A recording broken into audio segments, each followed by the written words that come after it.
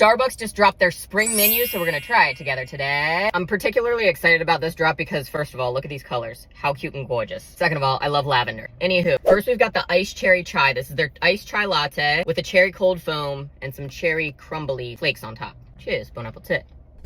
The cherry is very subtle. Let me take the top off. Oh, you nasty. Because I want to get a little taste of that cherry cold foam.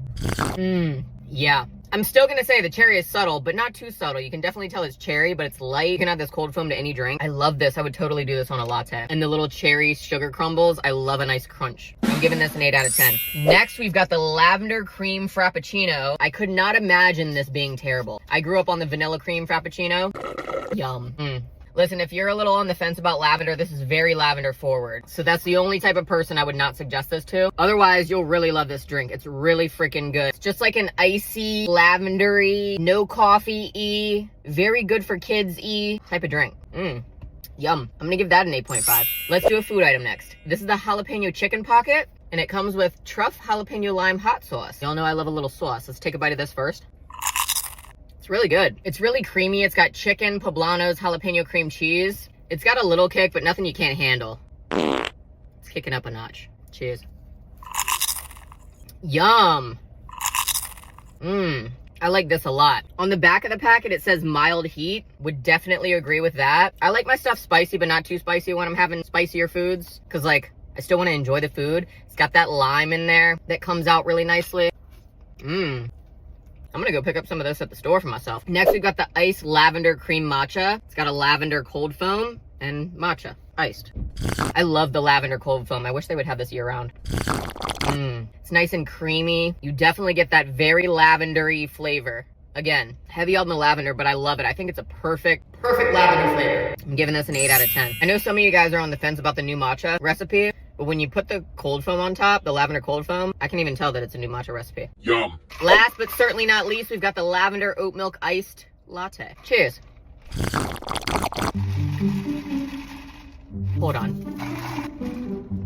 I was about to say, I can't taste it, but the flavor just needed to be mixed in. I love this. I think this is great. The lavender is sweet, but not too sweet. I love a coffee that's not overly sweet, and I would say that this is not overly sweet, but it's like if you've got light sweet, medium sweet, and really sweet, it's kind of like on the medium pushing towards the sweet side. It's the sweet one. I like it. I'm giving it an 8 out of 10 as well. I don't normally give Starbucks drinks this high of a rating when they do the seasonal drops, but The woman was too stunned to I'm speak. gonna give it to you, Starbucks.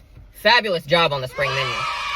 Cheers. Jimmy John's just came out with a caprese salami pesto sandwich, so we're gonna try it together today. Is it caprese? Caprice? I don't know. Anyway, it comes with salami, fresh mozzarella, slow roasted tomatoes, basil pesto, balsamic glaze, oregano, basil, oil, onion, and mayo on French bread. Call me crazy, but I love a caprese, whatever vibe, but I don't love prosciutto.